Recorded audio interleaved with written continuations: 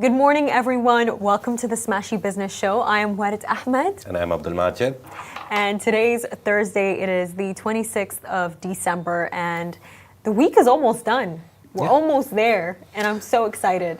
One festivity is over, and the second one starts with New Year. So, everyone is preparing for that. And let's see what's up in the business world. How was your day yesterday, by the way?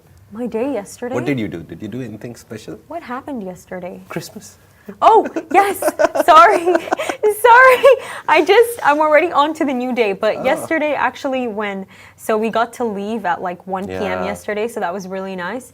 Honestly, I went on a walk. Oh, nice. I know it's so random, but this is something I really like, Majid. And I've been saying it to the people here. I've been wanting to just like at 1 p.m., 3 p.m., get off the desk and like go ride a bike or walk. So the second I got home, I looked at the weather. The weather was so nice. And so I was like, I will never get to walk in Dubai when there's no sun. Yeah. You know, so I went on a really nice walk, but I saw something that really concerned me though. I saw this really big truck. It was driving really quickly. Oh. And then I saw a mini truck, like, you know, those kid car trucks? And I saw these like two girls in it. The truck driver did not even see them. He didn't see them. You know, I had to like stand in the street and glare at him and be like, excuse me, like slow down. So sometimes there's rash driving. that when I was really taking classes, concerning. I witnessed that a lot. But I guess they're in a rush to reach somewhere. I know, but there's kids on but the you have road. to take care. And I think what drew the contrast more for me was the fact that those girls, they were like in those like Toy Story cars. Where it's a truck, but it's a mini truck. And then that giant truck just approaching like their doom. I got so afraid. I just stood in front of them and I'm like, excuse me, like slow down. But like, you know, if you drive a truck. Most probably he's getting a fine. Even without us knowing. No, but it was like more of a community, so nobody would have even... They have installed cameras everywhere. You can't even think that you're maybe inside a community. Because recently where I live in Discovery Gardens, there was a lot of noise about people doing rash stuff on the roads with their cars. Because there were no cameras there. It's a very silent, very nice neighborhood. There's no shops around, no nothing. There's only residential places. So a lot of people were talking about it on groups, Facebook groups and here and there. And see how proactive the government is. We randomly started seeing Dubai police cars there. Now people are getting fined in the streets for overspeeding and everything. So they saw a problem and they were like, okay, this area needs proper monitoring because people know now that there's no cameras or anyone. So they started monitoring properly, and I've seen a difference in the way people are driving now. I've seen a difference that they're stopping at the dotted line for 1 or 2 seconds and then turning. They're stopping at the white line where there's a stop sign. So that's a good thing that they don't wait for something bad to happen. They did put in place preventive measures as soon as they started hearing chatter about anything wrong happening. So most probably, even with the trucks, there's timings. Big trucks can't be on main roads before 6:30, 7:30. No, it's so wrong. And you're right. These things are in place because even, by the way, like I know this now. You know how there's I don't know. No, I know what it's called in Arabic, but I don't know what it's called in English because when we use the term, we only radar. You know the thing?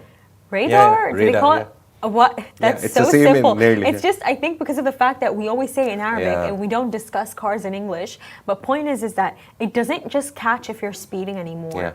If you don't have the seatbelt on, it's crazy. Like when I'm sometimes like searching for like a ring or a necklace that fell, and I want to take the seatbelt off, my cousin gets really angry at me. He's like, "Do not take your seatbelt off." But just especially if you're sitting in the front seat. Yeah, but just to be honest with you, on my evening, Majid, I had this really deep conversation with my sister that honestly you triggered, and it was this topic of media literacy.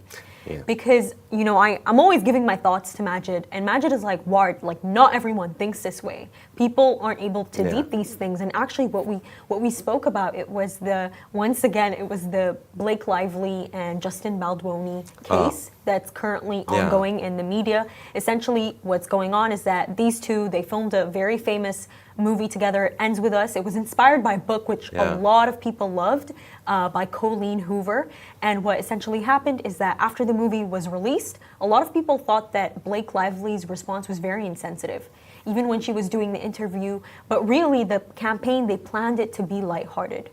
They didn't want it to revolve around the issue. And so what happened is there was this entire campaign against her. By the way, I was a part of this campaign. The internet rose against her, and I was like, okay, I don't like Blake Lively. But now we find out that it was a very intentional smear campaign because she is suing Baldwoni. Yeah. But what was so interesting about the entire thing is that bringing me back to this point of media literacy, I saw something that Baldwoni has hired the lawyer for who has helped the Menendez brothers reapply for their appeal. Yeah. And when I looked at that, I found it so interesting, and I looked at my sister and I was like, oh, he is definitely guilty. He is definitely guilty, because why would he hire such a good defense lawyer who defended 2 people for murder? And then my sister looked at me and Majid, and you know what she said? She went like, Ward, this is how you know people don't have media literacy. Look at what they're saying in the comment section. Yeah. The twins were innocent, so Justin has to be innocent. So do you see the way that people read things? And the message that it really makes me want to put out is that be careful of what you read. Yeah. Always try to look for the hidden truth. I find that often with the hidden truth, Majid, it's either hidden or it's right there in plain sight. But you there don't is see no it. between. There is never ever any between. But No. there's no between. The idea of media literacy, if you want a crash course on it, I love this YouTube channel. It's called Crash Course. And it's by 2 brothers. One of them is a very famous author. Completely forgot the book. But Crash Course is run by 2 of the brothers. I remember talking about this with Hind as well. I used to watch Crash Course. Yeah, Crash Course. They have really good a whole ones. course on media literacy. It's like 7 or 8 videos, 10 minutes each. It's a very nice course. But I studied it in university and I loved the course. The idea is there's so many kinds of things that people do to make something more interesting if it's boring. So you have to be very observant of the fact whatever you're reading is being presented to you with an agenda. That's the main highlight of the whole course that you can see on Crash Course. It's a very famous YouTube channel. The idea is whoever is giving you the news has an agenda. It can be as innocent as getting you to follow the account, or it can be as evil as trying to brainwash you into believing in an idea. So you have to understand it. So that is why media literacy in this age where there's so much media around us, and I never understood that even the wrapper, this was news to me, that even the wrapper of a chocolate or a biscuit is actually media as well. You need to have media literacy to understand what is there, how the colors that they're using on the wrapper are affecting you, how when you hear fizzy cola opening sound, you get this flavor in your mouth and brain. It is so satisfying. It is so satisfying. I love it. All of this is media because sound is also a part of media. So that opening of, it's like training you. Whenever you hear that sound, you want to drink a fizzy cola or anything. You know, that's why I have such a, I think that's why, especially now that I've come here, I have such a respect for editors. Yeah. No, because Majid, I used to be one of those people who thought that editing was such like a muck-up job. Yeah. Like it's so Just easy. fix the grammar it's and so that's simple. Like it won't take that much time. But you know, like being here and seeing the way that Cairo and Akash work, they're really lovely video editors. I realized how specific and how intentional everything is. Yeah. Everything is so specific. And even when I'm editing, I'm always thinking about what's something that would immediately catch your attention. Yeah. So everything is done with a purpose, and you need to be aware that it is done with that purpose. Yeah. A person did not just wake up and put something out for no absolute reason. You just have to understand that purpose. If it's an innocent purpose, like they want you to follow their account, or if they want more engagement in an innocent sense, then it's fine. But yeah, if there is an evil plot behind it, just try to avoid it. Not evil, but there's a plot. Not evil, yeah, but There's there a is plot. always a plot. So media literacy is all about understanding that plot. And how would you do it? That's on you. That's your own research. The amount of good stuff that you read will help you understand that I think just whatever reading you in read. general. You know, I once spoke to the head of English that we had back in school, and you know, I told him, I was like, you know, what's the one tip you'd have for people who want to improve? I wasn't asking for myself, but I was just generally curious because he had a lot of years of experience. And you know what he said, Majid? He said that the one thing I try to tell everyone is just read. It doesn't matter what you're reading. You could be reading cartoons.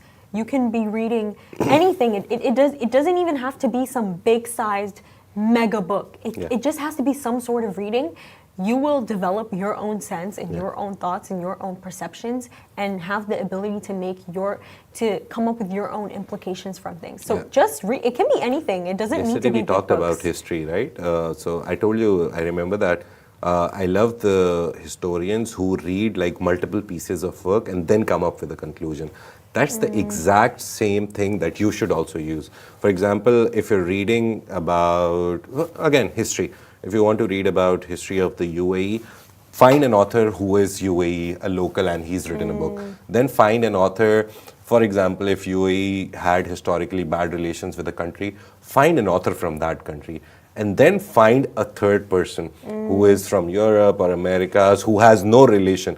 You take three perspectives, a local perspective, an opposing perspective, and a third person perspective. It always works. And then in your brain, you can come up with one final, your own thought. So this is how you read stuff. That is how I like. If I read any story, and even in journalism, whenever you listen to a story and the story is very one-sided, for example, Blake Lively case, if you only read Blake Lively's statement, there is like 90% chance you'll agree with her because you keep reading her part of the story. Yes, but in read this the other case, part of the story. But in this specific case, Majid, I feel like I'm seeing the same thing that happened to Amber Heard. Yeah. Do you remember the entire Johnny Depp and Amber Heard case? And I think their cases, you know what they really go back to? I feel like people who are watching the media, they want the perfect victim. They want the perfect victim. And to them, Blake Lively is not the perfect victim. And she's not the perfect victim because, by the way, her and her husband, they got married in a plantation. So a plantation where there was previously a slave master and slaves, they got married there. Even all of her interviews, her interactions, they don't exactly paint her in a positive light. However, when you do read the report, there is a sense of truth there. I think people are looking for the perfect victim in her, someone who's just completely innocent and has done nothing wrong, but there might be a sense of truth in what happened. And I think, by the way, I think that's why people are so impressed with Mangione. He seems like the perfect victim. He was valedictorian, he graduated, comes from a very wealthy family, mildly good looking. So to people, this is like, oh man, this He was also sick. So he was yes, also sick. He was perfect he victim. had a reason, It's the perfect victim. What People I've love the realized perfect is victim. that people, media specifically, and movies and series, what I've seen is that there's a lot of black and white that goes on in movies and series. Now it's changing, to be honest. You look at media, again, coming back to media literacy. I don't know why, but it's a good topic that we're discussing because we are a media company and everyone should know what media literacy is because we also put out content. We also have an agenda that we want to give good stories to people. It's the simplest of agendas that we have, that we want to keep everyone updated about the startup scene, the entrepreneurship scene, the business scene in the Middle East. That's our agenda. We're very clear about it. So in movies and series, you will see always a black and white. There will be a hero who will be perfect in his relationship, in his life, in everything. He'll be the greatest, whitest guy possible. And the evil guy, the villain, the opposition, he will always be a bad guy. He'll be bad with his dog, he'll be bad with his son or daughter, he'll be bad with his wife, parents, everyone. But in real life, you have people with darker shades of grey. That's the best theory I've ever learned in my life. I always use it. Yeah. So some person can be a darker shade of grey, more towards the bad side, but they will always have this one good side about them. So that is the spectrum that we need to judge people, judge stories, judge everything on. Every story has two sides. One side is a lighter shade of grey and one side is a darker shade of grey. Don't always judge people in black and white. That if this guy is doing It's one a thing bad wrong, perspective to have. yeah, if this person, I saw him doing one bad thing once, this guy is evil throughout his life. No, maybe that one thing he's doing, but there's like 99 other things that he's doing good. And there's a we need purpose to create behind that it. kind of perspective in world, in life, about people, about everything. So, And just bringing things back to perspective, back to business perspectives. For our first topic for today, Mubadala, the investment company that is based in Abu Dhabi, has announced the acquisition of an 80% stake in global medical supply chain and Al-Ittihad drugstore from Global Alone Healthcare Holding, with GHH retaining the remaining 20% stake. So this strategic acquisition boosts Mubadala's footprint in the healthcare, logistics, and pharmaceutical distribution sectors. Moreover, it really aligns with the UAE's vision to establish a robust local life sciences infrastructure. Now, I'm going to tell you what Ismail Ali Abdullah, Executive Director of UAE Clusters at Mubadala's UAE Investments Platform, said.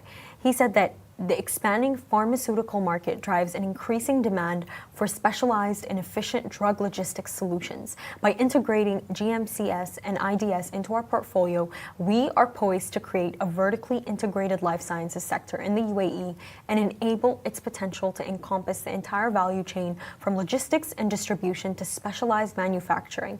Now, when when we take a look at this story, the reason why this in itself is so significant, it's because healthcare is very expensive.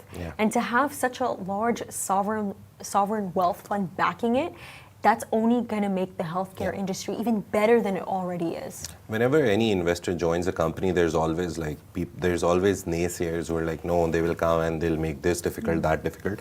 What I've seen is if I am putting my money, if Mubadala is putting their money into something, they'll always make the systems more efficient. Obviously, that means like Elon Musk, as soon as he joined, he fired I don't know how many people, thousands of people, because he said that, oh, they're not contributing anything. So likewise, whenever investment comes from these funds, there is somewhat like a shedding of people like, oh, this person not doing anything, not contributing anything.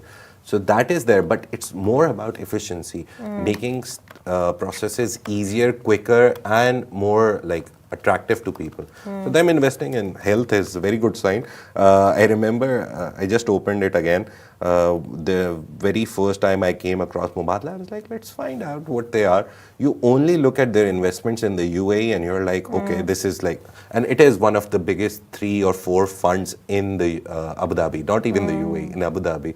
And we recently did the story that Abu Dhabi became the financial capital in the world. It's the richest city in the world. Yeah. So ADIA, Abu Dhabi Investment Authority, is the biggest. They are a $1 trillion fund now officially. We just did a story 2-3 days ago. And after that, there's Mubadala and ADQ. So Mubadala, just a highlight of their investments in UAE only. They have invested in Tabreed, sustainable cooling. We need cooling a lot in the UAE. Mubadala Energy, Al Maria Island, that's the Galleria Mall, all of them, they've invested in it. They have invested in 4 seasons. They haven't left anything, trust me. And I even believe they have Hub something 71 with also, sorry, I completely forgot, the startup center. Do you remember Mubadala had something with Microsoft? I don't remember what it specifically was. Not Mubadala, G42. Basically, G42 has Mubadala as an investor, and Microsoft invested 1.5 billion. So they're involved in everything. So Rosewood, Active, Zayed Sports City, Zayed University, they have invested in. Dolphin Energy, these are the Cleveland Clinic, Abu Dhabi, Space 42, G42, Aldar, which is one of the biggest real estate firms in the UAE and in Abu Dhabi also. And so Aldar is in collaboration with the Trump organization. First Abu Dhabi Bank. I just keep looking at this list and I realize that they have so much investment in so many things.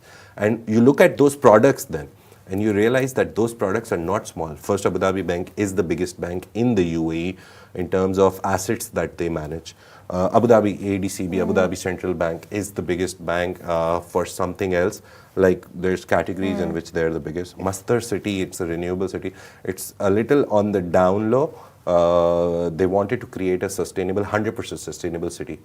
No electricity, oil use, all from solar panels, wind energy. I'd love to see that. Yeah. I'd love to see how that's going to look. I went there, I crossed there and I saw it from the outside. It looks beautiful. Is it called the Sustainable City? It's called Masdar City. Oh, So you know, there's actually somewhere. It's near Town Square in there's a Ashama. sustainable city Yes, also. it's called. It's beautiful, by the way. I From the remember inside, them. it's amazing. Yeah, I remember them because when I was working with an events company, we used to do international property show, and they were one of our sponsors. And for that reason, I went a lot deep into them, like what are they doing, and it's by some other real estate holding. And that sustainable city is so beautiful. They have parking spaces and they have solar panels over the parking spaces. So they created a whole area. They grow their own food. They grow their own groceries. Their town events are so nice. So it's a whole community that they've created in that sustainable city. So it was by YITI, YITI, the Sustainable City by YITI. So yeah.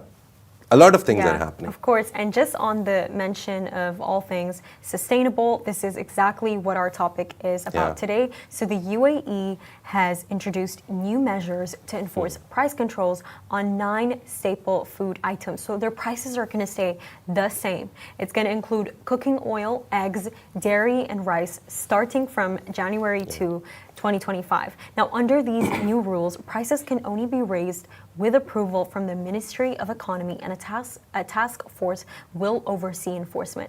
The regulations aim to protect consumers from price hikes driven by unforeseen circumstances. And when we say unforeseen circumstances, that could obviously be the thousands of people that are moving to the UAE. That in itself, that increases demand. One unforeseen circumstance, sorry to cut you off, was recently that India stopped exporting their rice to other countries because they were facing a deficit in the production, so they wanted to feed their people first. And we saw that rice prices in the UAE... You can't blame them for that. Yeah, it was a very normal move by any country. They stopped exporting anything which doesn't go into surplus. Every country has a policy that they want this much amount for their country, and then the surplus they export. So India is one of the biggest countries from where we import rice. Recently, India faced a lot of problems because of flooding, and there's 100 things. But what happened was that UAE faced a shortage, but they found another country, like they always have other options to export rice from. So the prices raised around 4 or 5 dirhams on all rice products. But then as soon as India started trade again, the Indian rice came again and the prices were normalized. That is the good part, that for example, if you get a 5 kg bag for 40 dirhams, when India's rice stopped coming, prices went up to 45, 44, depending on the per people. But as soon as Indian rice came back, the prices went down to 40. This regulation is very important because usually when you see a price hike, it doesn't go down. It stays at 45. But you know, Majid, just like reverting the topic back to that human aspect, when I see something like this, I'm seeing a nation that is accommodating for all the classes that exist within its country. Yes, we always tell you guys that there are ultra high net worth individuals in this country. Of course there is, but there are also people who are struggling to purchase their necessities. Just very recently, I saw something and it was on Facebook. I read it and it was this mother who, she was asking for help because she had just given birth and she had just lost her job after her paternity leave.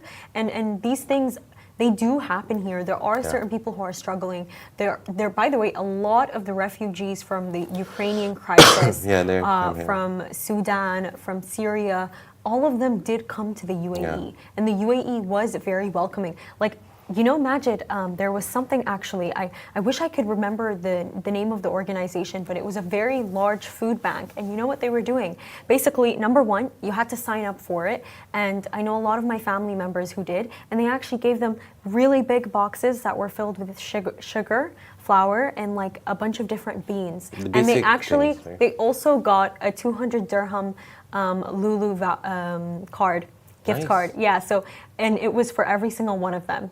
And it's you know, they are very supportive in that sense because there are people who do struggle to get their daily necessities of eggs and dairy, so that they're keeping the prices the same. That is so good. That is so good for people who, these things for them are their main foods. There are people who do eat eggs for lunch. You know, they don't have anything else. So that these prices get to stay the same for them. I remember, you know, there was this one time I was at Spinneys and I was just shopping. I love Spinneys, and I noticed that a lot of people love Spinneys. They love going to Spinneys to get their like ready meals. And their ready meals, what makes them even better is that they're healthy. They're healthy meals. Their salad section, their grilled chicken. But beside the point, I remember when I was at Spinneys, I saw this delivery driver, and I believe he was buying lunch. And you know, we were paying beside each other, and I looked at what he was buying. It was around lunchtime. I was buying my lunch too.